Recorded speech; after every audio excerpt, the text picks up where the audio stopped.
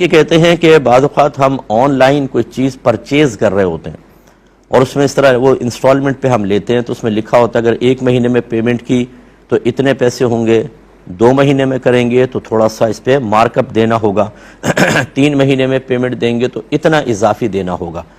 تو اگر ہم یہ 3 مہینے والی انسٹالمنٹ پر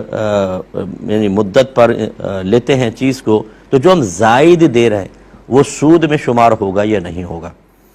دیکھیں نہیں ہوگا۔ یہ جو قسطوں کا کاروبار ہوتا ہے یہ شرعاً بالکل جائز ہے۔ جو یہ سمجھتے ہیں کہ شاید قسطوں میں دیتے ہوئے زائد جو پیسہ دیتے ہیں وہ سود میں شمار ہوتا ہے، یہ غلطی ہے اور فقہ سے ناواقفی کی بنا پر ایسا ہوتا ہے، کیونکہ سود کی تعریف یہ ہے کہ سود اس زائد شے کا نام ہے جسے مالی معاملہ کرتے ہوئے شرط ٹھہرا لیا گیا ہو اور وہ کسی چیز کا بدلہ نہ ہو، کسی چیز کے عوض میں نہ ہو، وہ سود ہوتا ہے۔ جیسے خدا نہ خواستہ کوئی کسی کو کہے میں تمہیں 1 لاکھ روپے دیتا ہوں اور جب تم یہ قرضہ مجھے واپس کرو گے تو 1,10,000 روپے کرو گے۔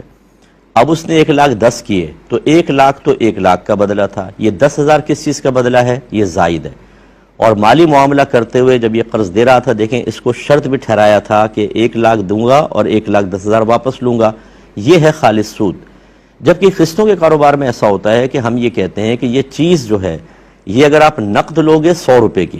اور ادھار لوگے تو یہی چیز 150 روپے کی، تو چیز کا ہی عوض ہوتا ہے۔ یہ جو 50 میں اضافی بتا رہا ہوں مدت کی وجہ سے، وہ کسی عوض سے خالی نہیں ہے، بدلے سے خالی نہیں ہے، وہ بھی اسی چیز کا، لیکن میں تھوڑا زیادہ اس لیے پیسے لے رہا ہوں کیونکہ مجھے ایک طویل وقت تک انتظار کرنا ہوگا، وہ آہستہ آہستہ دے گا، انسٹالمنٹ پر دے گا، میرا پیسہ پھنس کے رہے گا، فوراً مجھے کیش نہیں ملے گا، اس وجہ سے ہم تھوڑا سا اس میں اضافہ کرتے ہیں۔ لیکن وہ جتنا بھی اضافہ ہوتا ہے وہ شے کی قیمت ہی ہوتی ہے، شے کے بدلے میں ہی ہوتا ہے، لہٰذا اس میں سود کا کوئی تصور نہیں ہے۔